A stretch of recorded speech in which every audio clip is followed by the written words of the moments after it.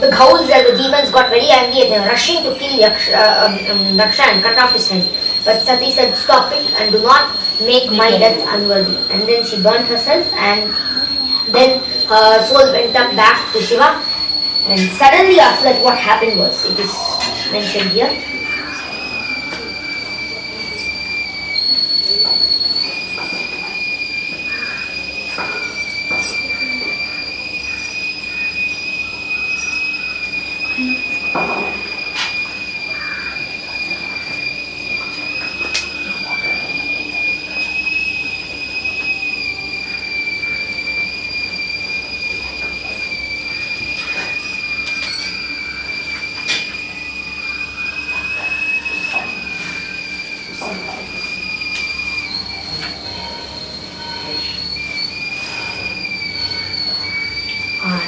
Then what happened was, Sati was burnt in a blaze of fire. According to this, Vadatyevam jane satya drishtva sutyagam adbhutam daksham tatpashadahantum udatthannudayah. So all of these yakshas, asuras and demons suddenly picked up their fierce weapons and rushed at Daksha. Daksha was getting very scared, but Bhrigu, who was on the side of Daksha and was the main chief priest of this, protected Daksha by doing one of the most horrible things, and he put some oblations inside the yajna, and suddenly his own demons came and fought with these demons, and there was a huge massacre around that spot.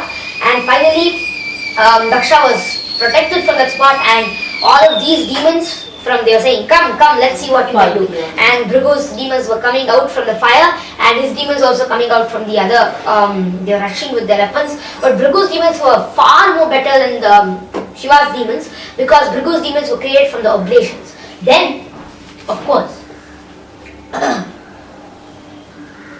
after that, immediately thousands of demigods named Ribhus, they were called Ribhus. Ribhus were kind of dangerous demigods who were demon kinds of demigods, but they were on the side. All demigods were now on the side of Daksha, because Daksha was conducting the yajna. They all participated in the yajna, they took partake in the yajna, so they could not defend. Here Vishnu was also on the side of Daksha. He could not help it because he had also partaken some sacrifice, so he had to also fight against these demons. Then Ribhus came forward and then just started cutting off all of these ghouls, because the ghouls were like Shudras and these people were Brahmanas. So this Brahmanical Brahma Tejas that was put inside, it suddenly came in the form of Ribhus, and the Ribhus destroyed all these ghouls.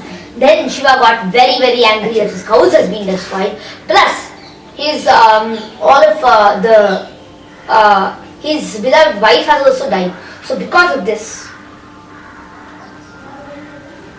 all of the rest, 5 or 6 demons ran towards Shiva, fled away from them, and they were also killed. Only one of them ran towards Shiva very fast in lots of fear, and then reached Shiva's place and told him that Sati had died and all the other demons were killed. So immediately what happened was, Kruddha Sudha Thautha Putah Sadhurjatihi Jatam Taditvahni Sata Ugra Rochisham Utkritya Rudraha Sasa Uthita Hasan Gambhiranadas Visasarja Tam Bhuvi. Thus Lord Shiva, being extremely angry, started laughing in a very loud manner and pressed the lips of his teeth and immediately danced in the Tandava manner and started laughing loudly like a ghost. And then he stood up once laughing like a madman and dashed her hair to the ground. He took one part of his hair and hit it to the ground, from which Kali Mata came, and the other strand, one of the most dangerous, fearful black demons, who is the greatest of the demons, came out of that. The black demon, who was Veera, his name was Veera, and he came immediately, and that gigantic lord, that demon, who was called Veerabhadra. Veerabhadra was a very powerful demon having lots of skulls around his neck and a long trident in which there were eyes. The eyes were there and inauspicious signs and all of that. Immediately Veerabhadra ran towards the spot, and Kali destroyed all the Ribhus because of her supernatural power. She destroyed all the Ribhus and rushed towards Daksha. Veerabhadra immediately rushed towards Daksha and lifted up by his tuft of hair and put him close to the fire and cut his hair, and directly his head well into the fire and got burnt in the fire.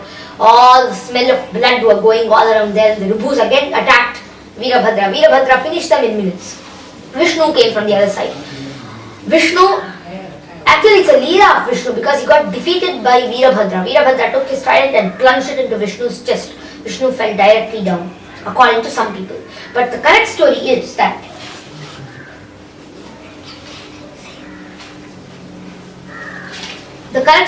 some people say that Vishnu was plunged like that, but actually the correct story is not that. Vishnu had come and then there was a fight, but Vishnu didn't want to get defeated, nor did Veerabhadra. So then Vishnu wanted whatever should happen.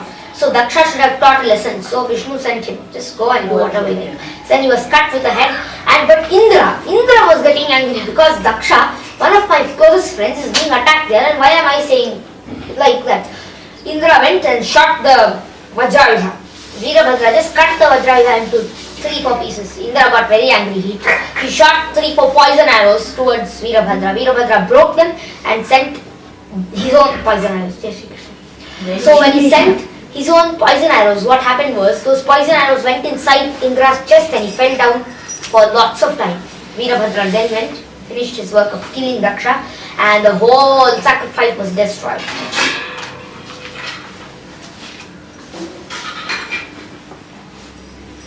Prasuti, the wife of Daksha, all of them got very, very, very anxious. Prasuti saw Sati was burnt, only the ashes were remaining, and she said, how dare my husband Daksha did this? Because of that, this whole circumstance has come and the entire yajna has been done. Instead of this, why did we even make the yajna, is what she was thinking.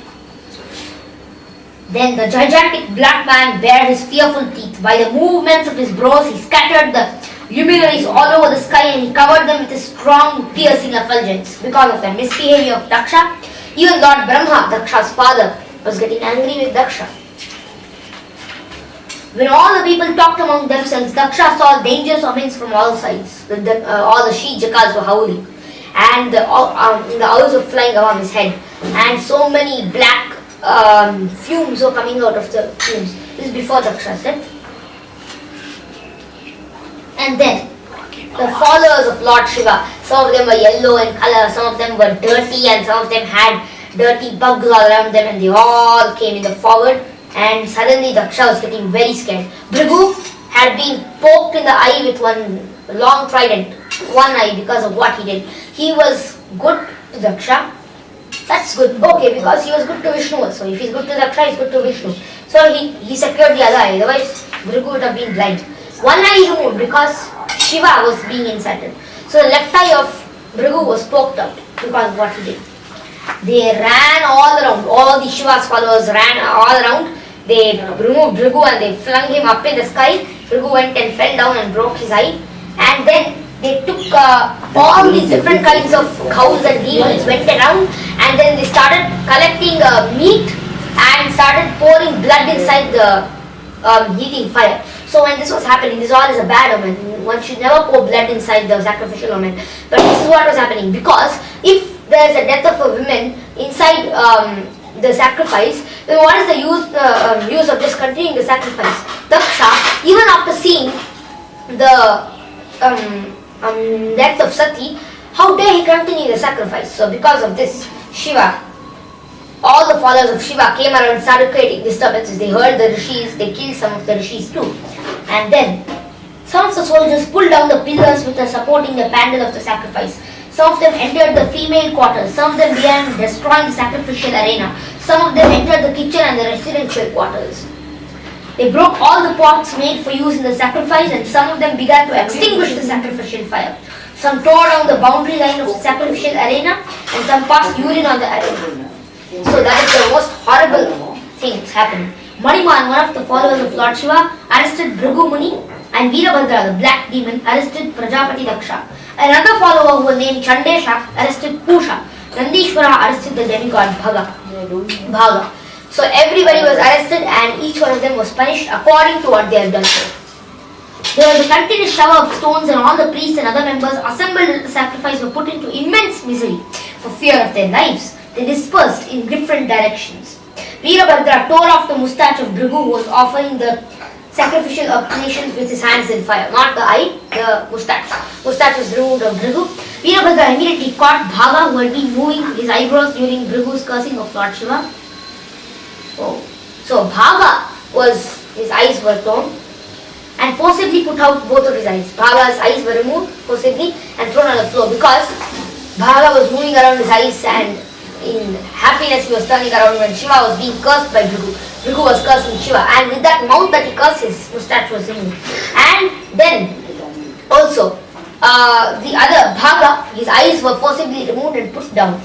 And then just as Baladeva knocked out the teeth of Dantavaksara, the king of Kalinga, during the gambling match at the marriage ceremony of Aniruddha, Veerabhadra knocked out the teeth of both Daksha, who had shown while cursing Shiva, and Pusha, who by smiling sympathetically has also shown his teeth. So Daksha had smiled when Shiva was being cursed by Bhrigu because he is an enemy of Shiva, so he smiled. Pusha also smiled because he was also an enemy of Shiva. So immediately what happened was, both their teeth were knocked down by Veerabhadra. Veerabhadra took his gada, his mace, and knocked both their teeth down. Everybody was teethless, mustacheless, mouthless, some of them were eyeless, noseless, mouthless. Every single deva was without any body part now. They are fallen on the floor. Then Veerabhadra, the giant-like personality, sat on the chest of Daksha and tried to separate his head from the body with his sharp weapons, but was unsuccessful. He tried to cut the head of Daksha with all hymns as well as weapons, but still it was hard to even cut the surface of the skin of Daksha's head. Thus, Veerabhadra was exceedingly bewildered. Let's see what he does now.